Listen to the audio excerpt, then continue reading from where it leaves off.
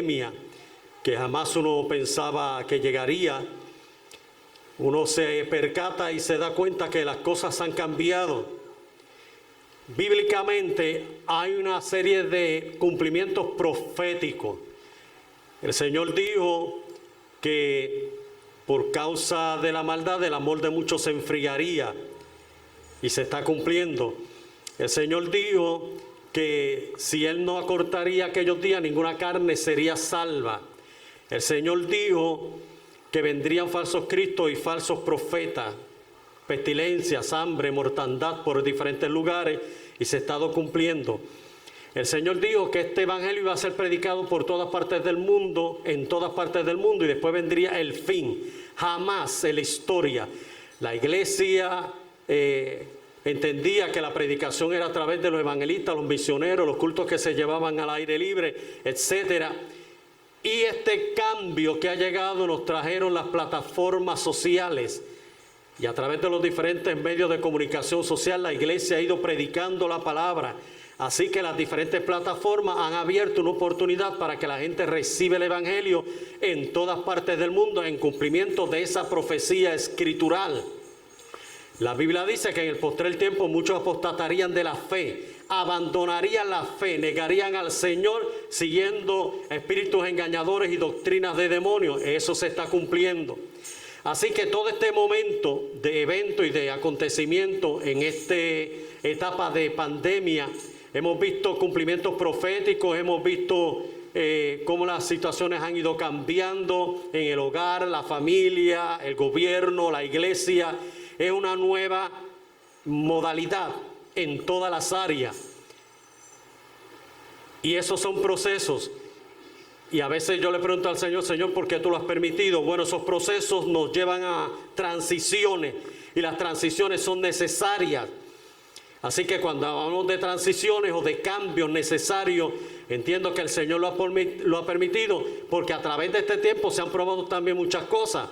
Se ha probado el verdadero amor, se ha probado las verdaderas relaciones entre los padres, los hijos, la familia, la iglesia, el trabajo. Se ha podido comprobar verdaderamente quién le va a servir al Señor y quién no le va a servir al Señor, cumpliéndose el versículo escritural, que cada cual va a ser probado como el oro.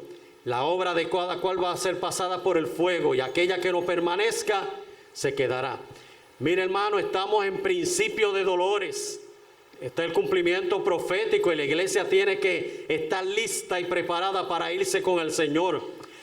El único que nos revela la iglesia, que nos revela en la Biblia acerca de la iglesia, es que le va a dar señales a la iglesia. Mira, viene el volcán Popol Vuh, va a explotar, entonces viene el rapto de la iglesia. Para la iglesia no hay ninguna señal. A la iglesia se le dijo, vela y ora para que pueda escapar y estar en pie delante del Hijo del Hombre. A la iglesia se le dijo que tenía que tener las lámparas encendidas. A la iglesia se le dijo que tenía que estar pendiente de las señales de los tiempos. A la iglesia se le dijo que tenía que velar, orar y buscar su rostro. Porque el Señor vendría como ladrón en la noche, tocaría la puerta, no le va a avisar a nadie, no le va a mandar un recado ni un texto por el teléfono. Así que, como esto es un misterio, así mismo se va a ir la iglesia en forma de misterio, para que puedan llevarse a cabo todos los eventos proféticos que están marcados en la Escritura, para con Israel, para con las naciones y para con el mundo entero. Así que cuando estaba meditando acerca de transiciones, me vino a la mente la transición o el cambio del oscurantismo espiritual al avivamiento.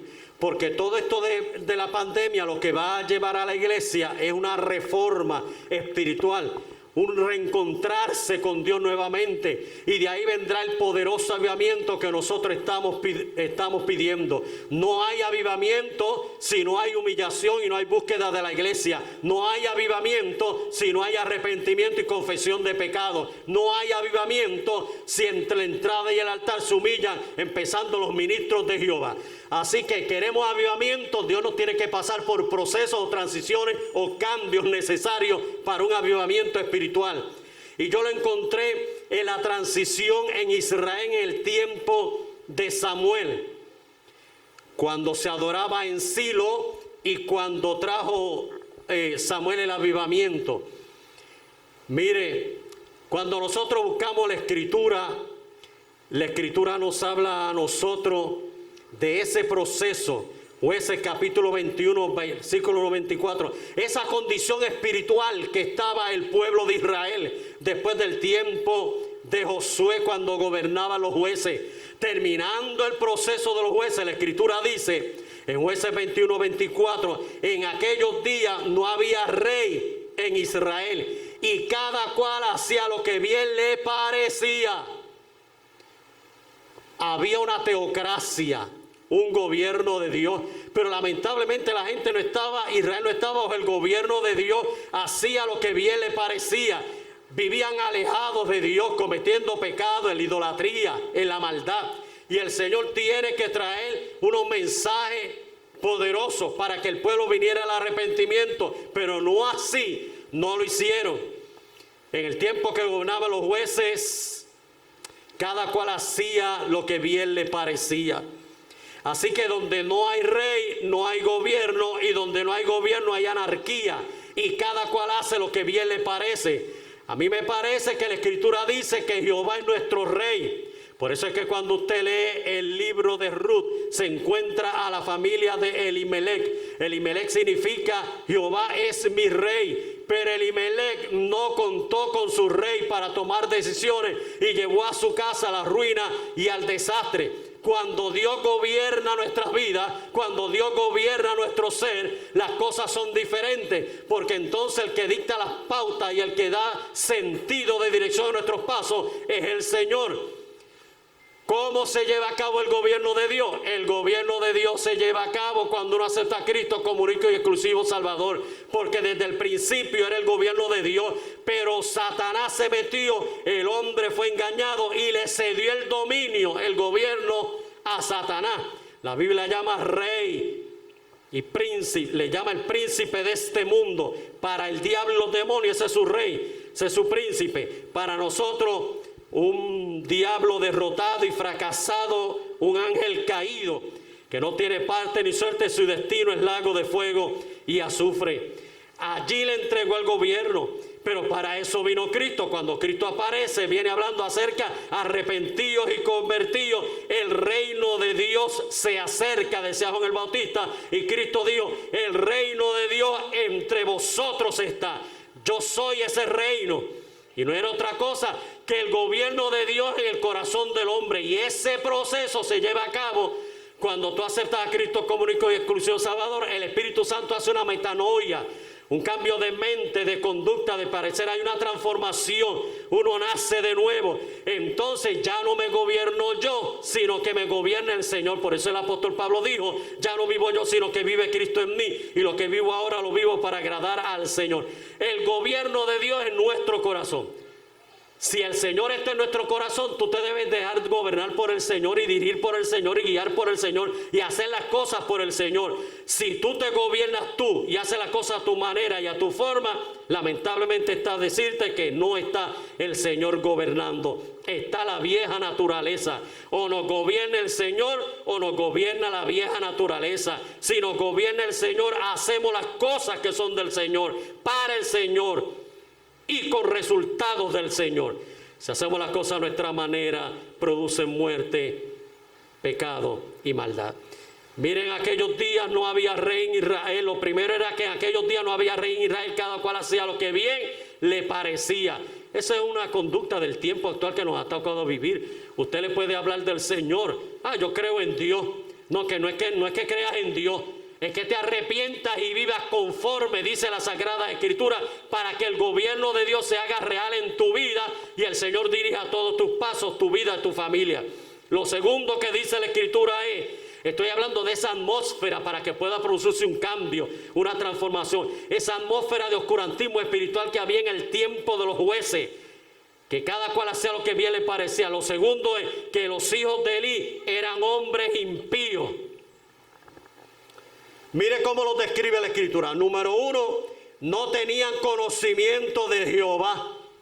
Y cuando no hay conocimiento de Jehová, no se puede experimentar a Jehová. Y si no se experimenta a Jehová, no hay nuevo nacimiento. El nuevo nacimiento llega con una experiencia de arrepentimiento para conocer a Jehová, que es el único Dios y ser verdadero que puede gobernar nuestras vidas.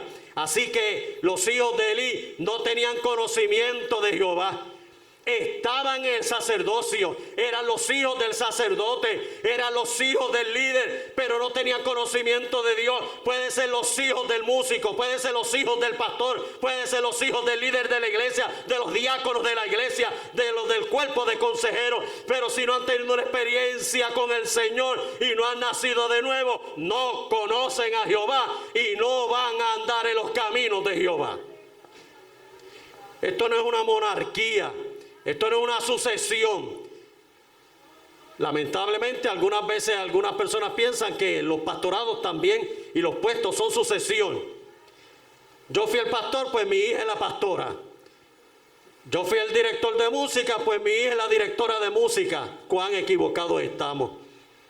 El que no naciere del agua y del espíritu, la salvación es individual, tiene que haber conocimiento de Jehová.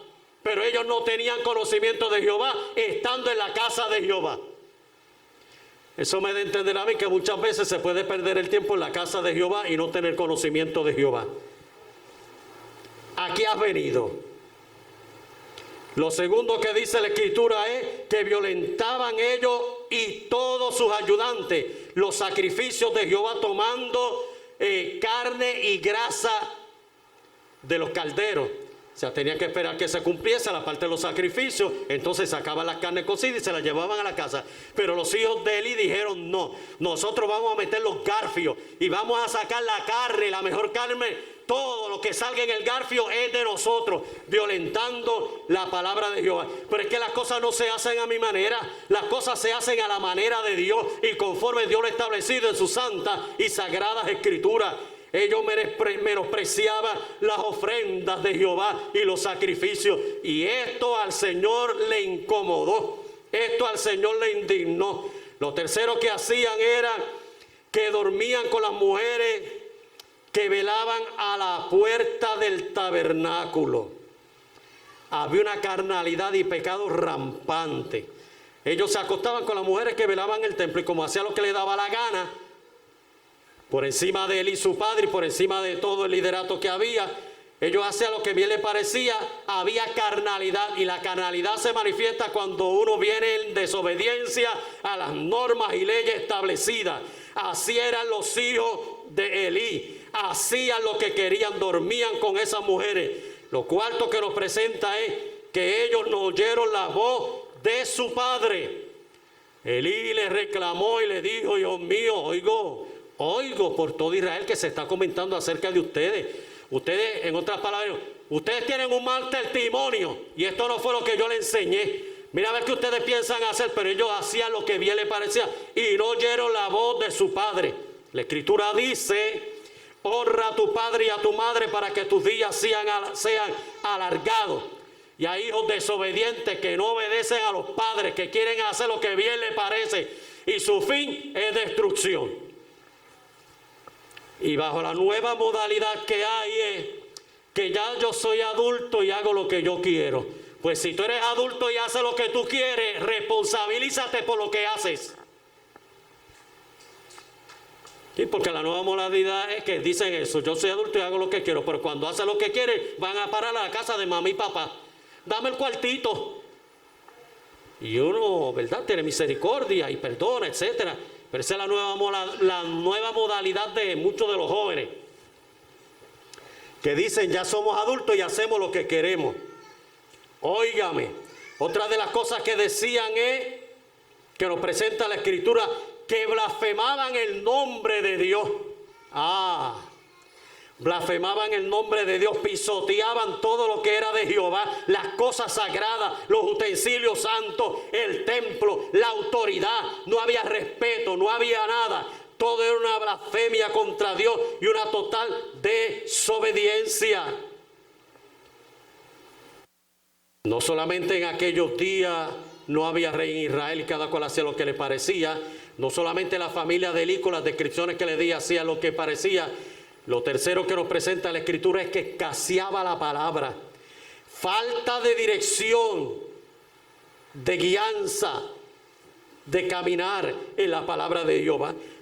Entrar en la palabra de Jehová, conocer la palabra de Jehová, escudriñar la palabra de Jehová, nos enseña a nosotros el conocimiento del Dios que se ha revelado. Las Sagradas Escrituras lo que hacen es revelar a un Dios de amor que quiere trabajar con las criaturas. La Biblia no prueba la existencia de Dios.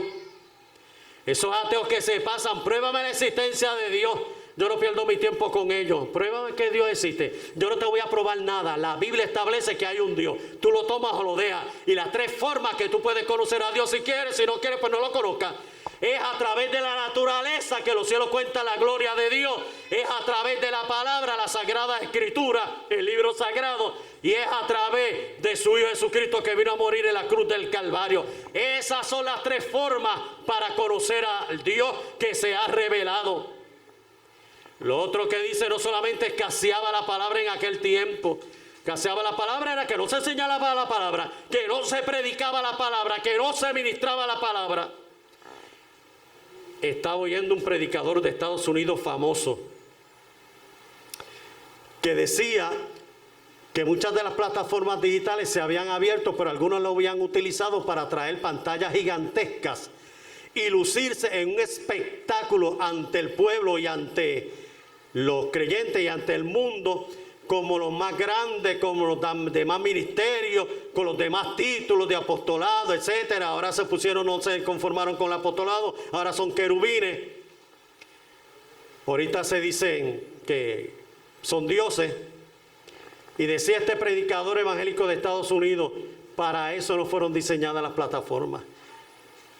Ni tampoco para eso fuiste escogido como un ministro del Señor. Fuiste escogido para que prediques la palabra del Señor a un pueblo que está necesitado. Intrúyeles en la palabra, háblales la palabra, enséñales la palabra, predícales la palabra, dirígelos en la palabra, revélale la palabra. En aquel tiempo de los jueces escaseaba la palabra. Mire, en Silo, durante 369 años, después del tiempo de Josué y los jueces, habían establecido el nuevo tabernáculo en Silo. Y allí habían erigido un templo para adorar al Dios verdadero. Por eso es que ahí va a ese templo a adorar al Señor y a orar la esposa del Cana, Ana, la cual más adelante yo le voy a hablar. Y ahí estaba el templo en Silo. Silo, lugar de encuentro, lugar de manifestación, lugar de poner orden, porque antes de que llegara el tabernáculo, Silo significaba lugar de desorden. Pero cuando llegó el tabernáculo puso orden, pero la gente quería volver otra vez al desorden. La Escritura dice, esa era la historia, las tres características del tiempo de los jueces para el oscurantismo espiritual. No tenía a Jehová como rey, el sacerdocio se había maleado, el liderato se había maleado, y tercero y cuarto, escaseaba la palabra y no había visión con frecuencia. La visión lo que nos trae es la revelación de Dios. Dios se muestra, Dios se revela, Dios dice quién es y lo que Él quiere a través de su revelación. Así que no había visión, no había revelación. Dios se revelaba al hombre y le decía lo que Él quería, pero en ese tiempo no había. Imagínense, si no estaba Dios, si Dios no hablaba, si Dios no mostraba y revelaba, si la gente hacía lo que le parecía, lo que había era un oscurantismo espiritual total, un desconocimiento total. Pero Dios da una promesa maravillosa y a través de Ana era la esposa del Cana. En aquel tiempo era permitido, hoy no, después de Éxodo 20 de los 10 mandamientos. En aquel tiempo era permitido y la Escritura dice que el Cana tenía dos mujeres, una era Penina y otra era Ana. Pero Ana era estéril. Y yo me imagino que viendo los hijos de Penina, pues le decía al Señor, Señor, quiero un hijo, etc. Y tomó la determinación de ir al lugar donde Dios se revela y donde Dios habla y donde Dios escucha, al templo. Y fue al tabernáculo y habló con el Señor. Y Elí, el sumo sacerdote, la vio que ella hablaba con Dios, pero no se oía nada. Simplemente era un murmullo. Y le dijo, esta mujer parece que está ebria. Mire, Elí tenía casi alrededor de 98 años. Ya estaba perdiendo la visión. Y la escritura dice que cuando vio a Ana le dijo, mujer, digieres tu vino porque estás borracha. ¿Qué vienes aquí? ¿Por qué vienes aquí así? Y ella le dijo, no, estás equivocado. Me parece que no tienes visión. Si quieres tener visión, ve a donde Dios. Y si no está Dios, no hay visión. Y como no había visión, Elí lo tomó en una forma natural, carnal. Y le dijo, tú parece que estás borracha. Yo no estoy borracha, lo que estoy aquí es orando a Dios para que Dios me conceda la petición. Yo quiero un hijo y si me lo da se lo voy a dedicar a Jehová. Lo voy a traer al templo y se lo voy a dedicar a Jehová todos los días de su vida. Y él le dijo, pues si esa es tu petición, que Dios te dé conforme a tu corazón. Y dice la escritura en Samuel 3:7 que vino la transición.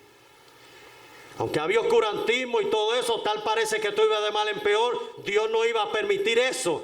Dios trajo una promesa, una palabra, que iban a venir cambios. Y vino la experiencia de Samuel.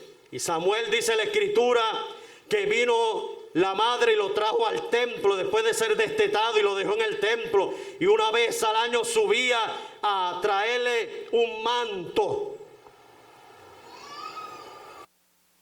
Y la escritura dice, Samuel 3:7, que Samuel no había conocido a Jehová. Mire, Dios le habló en voz audible, se le reveló como el Dios verdadero para que le conociera. La única forma de conocer a Dios es que uno esté ahí en el momento adecuado para que Dios se muestre y hable. Y el Señor le habló a Samuel. Le dijo Elí, yo me acuesto y oigo una voz que me está llamando. Vete y acuéstate, muchacho. Pero la tercera vez se lo dijo, insistió y le dijo, pues cuando venga la voz nuevamente y te hable, estate quieto y espera. Y dile, Jehová habla que tu siervo oye. Que muchas de las palabras que nosotros hemos oído, ¿verdad? Cuando los profetas empiezan a ponerle la mano a la persona, empiezan a profetizarle, empiezan, ay, habla Jehová que tu siervo oye. Eso le da manifestación a la naturaleza humana.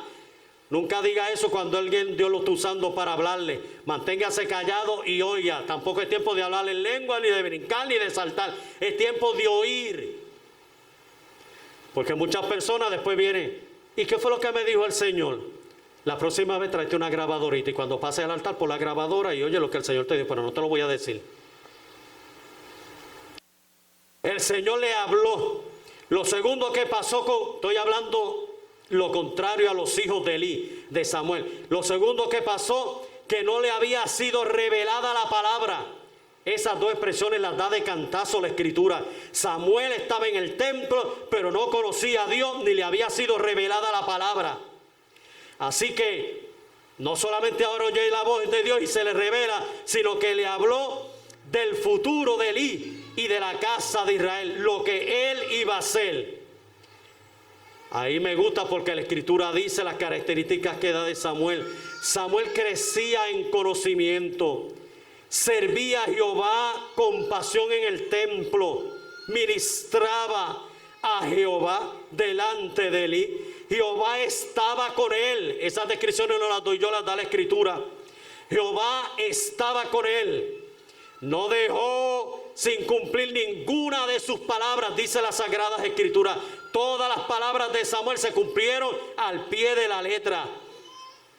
En Silo se manifestaba la palabra de Jehová en el templo.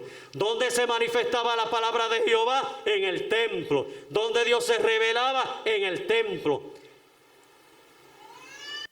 Dice Jehová se le apareció otra vez a Samuel en Silo. Qué bueno. Y le dio palabra acerca del futuro de Israel. Dice la Escritura que de ahí en adelante Samuel siguió haciendo su labor y Samuel hablaba a todo Israel.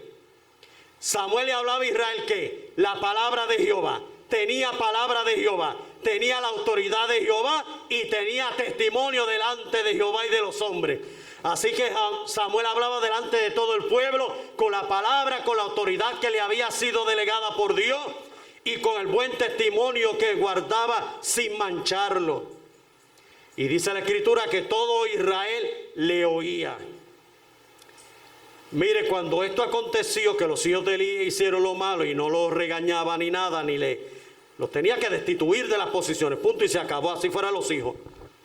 Y dice la Escritura que como Elí no hizo nada, el Señor mandó un profeta y le dijo: por cuanto tus hijos hacen lo malo delante de Israel y tú no los llamas a cuenta, por cuanto tú no estás pendiente de los asuntos espirituales, como tus hijos violentan y dañan las ofrendas y el testimonio, por cuanto tú has permitido que tus hijos pisoteen la palabra de Jehová, por cuanto tú has permitido que el ministerio se malee y se dañe, Jehová te dice que vendrán días cuando la gloria va a irse de este lugar, y cuando se vaya la gloria de este lugar, vendrá sobre tu casa la mano de Jehová, no va a tener descendencia en el sacerdocio. Esto es lo que va a acontecer y tú morirás. Me parece que Elí, ya metido en él, era como medio malcriadito. Porque cuando el profeta le dijo así, ¿usted sabe qué le contestó? Pues haga Jehová lo que bien le parezca. Haga Jehová lo que bien le parezca. En vez de arrepentirse y decirle: no, aquí me postro, Jehová, ten misericordia, no lo permita, arregla, ordena, quita, haz lo que tú quieras, Señor, pero ten misericordia. Pues que haga Jehová lo que él quiera. Esa fue la contestación. Y le dijo el profeta: pues que haga Jehová lo que él quiera. No, sí, que ya él lo decidió y se va a cumplir. Entonces dice que llegó el momento, mientras Samuel hacía lo que respondía en Israel y ministraba en Israel, dice la Escritura que llegó el tiempo cuando los filisteos vinieron, se llevaron el arca, y cuando un hombre salió y le dijo a Elí: mira, Elí, ¿tú sabes lo que ha pasado? Se llevaron el arca. Y Elí dijo: que se llevaron el arca, se llevaron el arca. Dice que estaba en la silla en una columna del templo, tenía 98 años y casi no veía, y se fue para atrás, y la Biblia dice que se desnucó. Cumplimiento del joven profeta. Se llevaron el arca, símbolo de la presencia de Dios, cumplimiento del joven profeta. La mano de Dios vino sobre los hijos de Elí, Omni y Fines, y los dos murieron. Los filisteos conquistaron, el pueblo de Israel fue derrotado y se fueron. La nuera de Elí, que estaba embarazada, dice la Escritura que cuando oyó las noticias, cuando el hombre se lo estaba contando a su suegro, dice que de momento le dio con parir. Y nació el niño, y la partera le dijo: tranquila, porque el niño ha nacido. Pero la Escritura dice: pero ella no se había percatado de eso, ni ya tenía conocimiento. Así que la madre había determinado que antes de nacer el niño le pusieran por nombre Icabod, que significa: la gloria de Dios ha sido traspuesta, traspasada de este lugar. Icabod, la gloria es traspuesta. Hay procesos de cambio, hay procesos de un estado a otro que nos presenta las Sagradas Escrituras. La gloria es traspuesta. Óigame, ¿por qué Dios permite eso? ¿Por qué Dios permitió que se llevaran el arca? ¿Por qué Dios permitió toda la ruina? ¿Por qué Dios permitió que los filisteos ganaran? Número uno, para traerle conciencia a Israel. Dios permite los procesos de transición en nuestra vida para crearnos conciencia de las cosas malas que estamos haciendo, para que hagamos las que son correctas y las que son buenas, para que busquemos a Dios, hermanos, porque el Señor nos ama, el Señor nos quiere. ¿Por qué Dios lo permite? Porque Jehová cumple su palabra profética. Lo que Dios ha determinado, lo que Dios ha dicho sobre tu casa, sobre tu familia, sobre lo tuyo, espéralo, porque si habló Dios y si lo dijo Dios, se va a cumplir al pie de la letra. Tercero, esto Dios lo permite para tener una reflexión respecto a nuestros caminos. ¿Cómo tú y yo estamos caminando delante del Señor? ¿Qué relación tú tienes con Dios desde que te levantas de la mañana hasta que te acuestas? ¿Dónde está Dios en tu noticia? ¿Dónde está Dios en tu vida?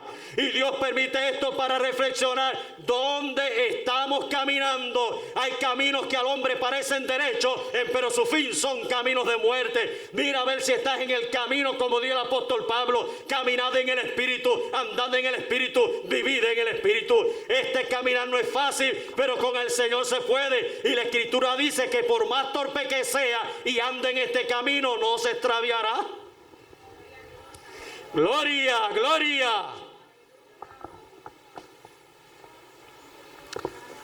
Y lo último que Dios permite estos procesos de cambio es para traernos una decisión precisa de cambio.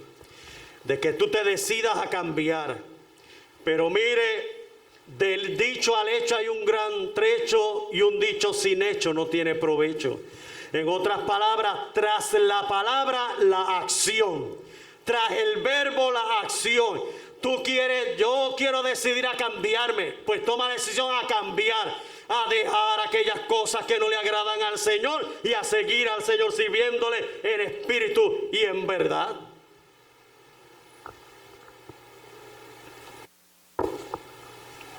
Pero había un anciano de esa gente que Dios usa, y llegó Israel y dijo: hemos sido derrotados por los filisteos, esto es una crisis, esto es una ruina, esto está mal, las cosas están mal. Yo invito a todo Israel a buscar otra vez el arca de Jehová y traerla a este lugar. Durante 20 años estuvo el arca de Jehová deambulando de sitio en sitio, del lugar de los filisteos, de Ecrón a otro lugar, y donde quiera que iba, y donde quiera que iba, lo que había era muerte. Imagínense, llevaron el arca donde los filisteos y se atrevieron a abrir el arca de Jehová para ver lo que había dentro, y la fila era grande, y el Señor los dejó. La Escritura dice que en aquel día murieron 52,000 filisteos. Es que con Dios no se juega. Cuando Dios dice no mires, no mires. Cuando dice no toques, no toques. Cuando Dios dice no alcances, no alcances. Cuando Dios dice no vayas, no vayas. La curiosidad es peligrosa. Muchos curiosos han caído de la gracia por la curiosidad. 20 años con los filisteos, deambulando de arriba abajo, hasta que aquel hombre dijo: vamos a traer el arca nuevamente a Jehová. Dios estaba preparando el escenario para el proceso de cambio.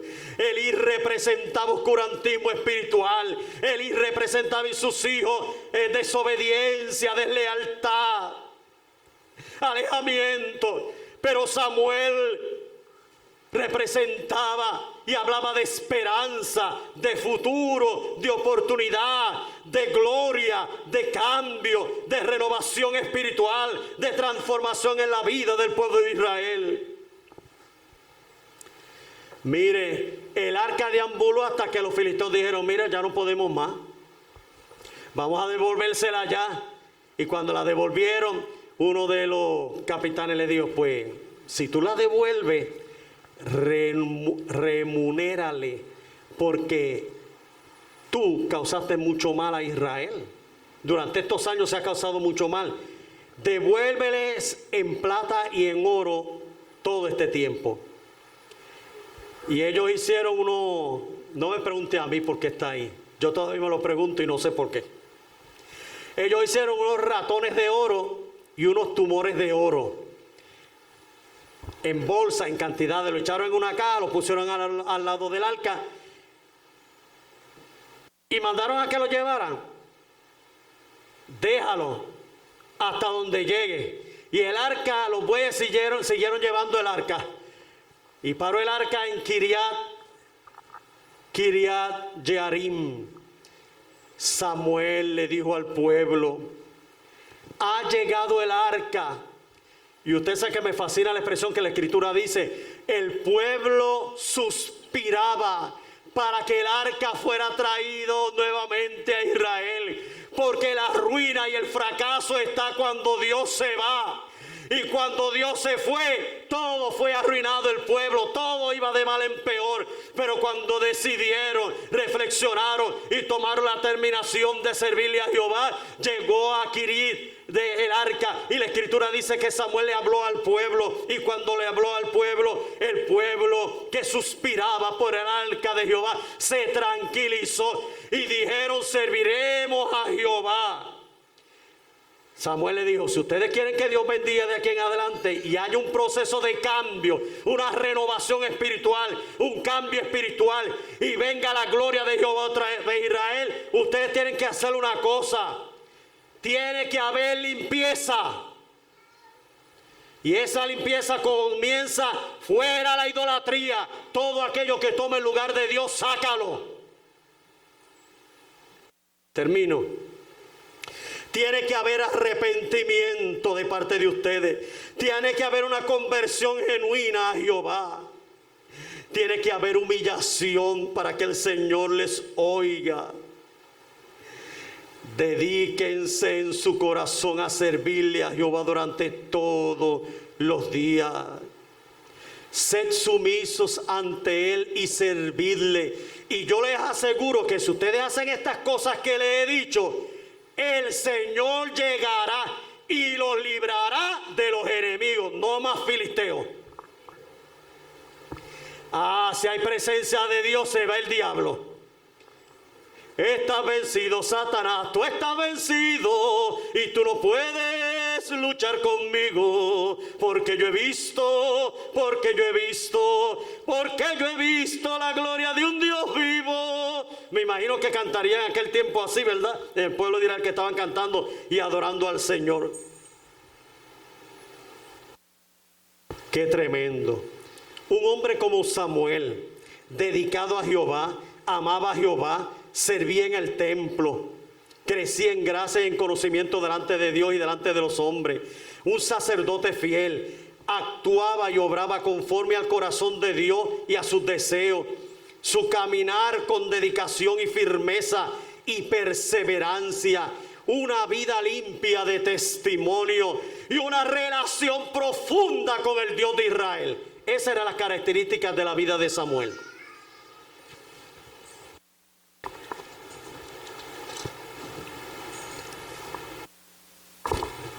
Vuelvo y repito, concluyo: las transiciones o cambios nos permiten tener un conocimiento de Jehová, arrepentimiento, conversión, dedicación, servicio, humillación y respeto a las cosas sagradas.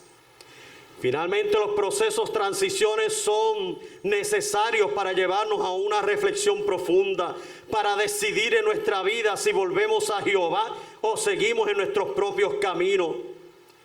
La mortandad espiritual cesa cuando decidimos buscar a Dios y entrar en los valores espirituales y eternos.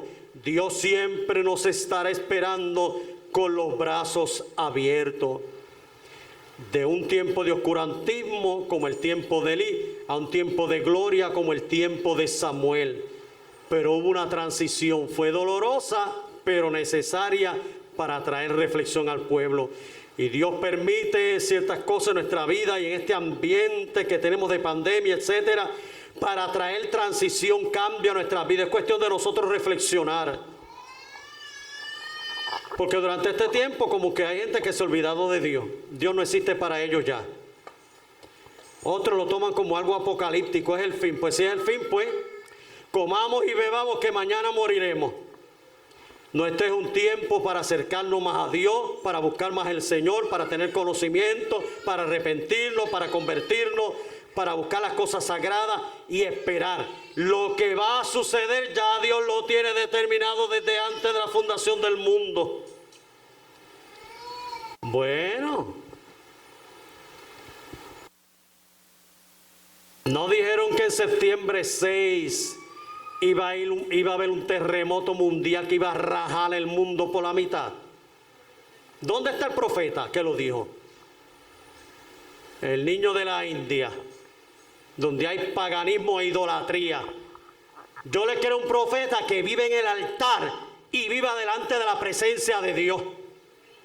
Pero no hay gente de pueblos y ciudades por allá que hay idolatría y paganismo y prolifera los... Mire, India tiene más de 300,000 dioses. Otro dijo que venía el asteroide y iba a aterrizar.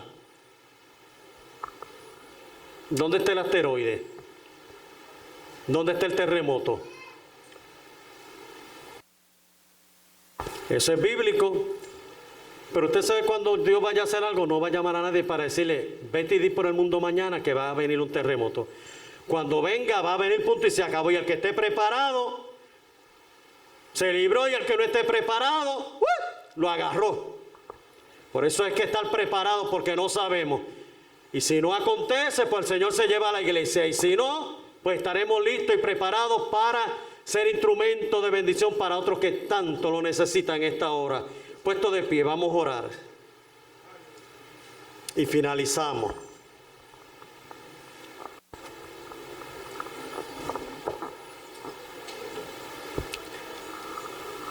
La palabra nos lleva a reflexión. La palabra permite que nosotros podamos ver nuestra necesidad espiritual. Hay gente que son rebeldes a la palabra. No resisten la palabra.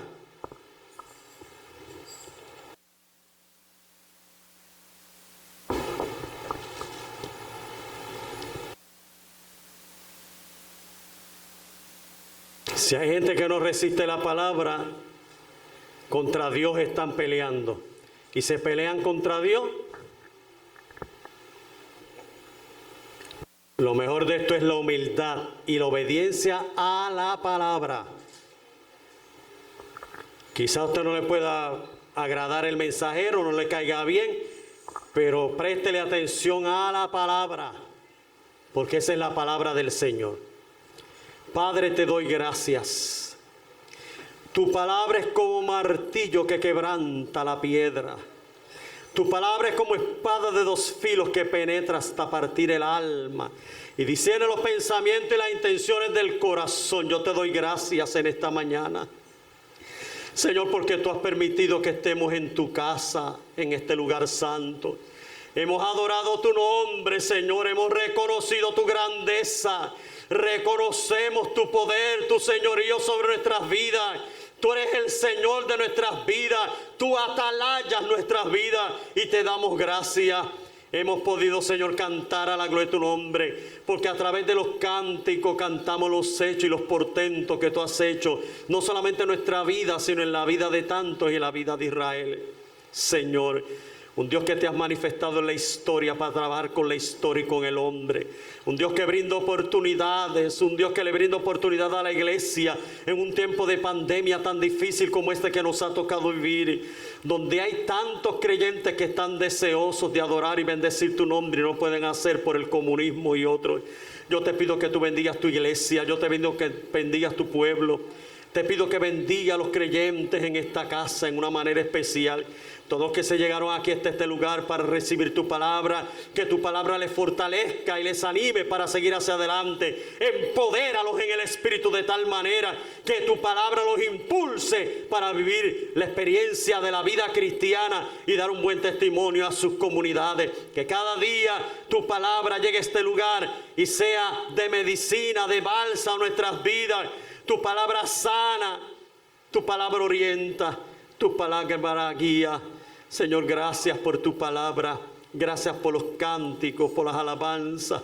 Gracias porque desde lo profundo del corazón te podemos decir que te amo.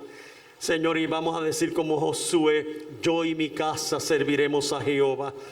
Yo y mi casa serviremos a Jehová. Y si aún la casa no quiere, yo serviré a Jehová todos los días de mi vida, porque Dios ha sido bueno para con nosotros. Misael, vamos a cantar un coro.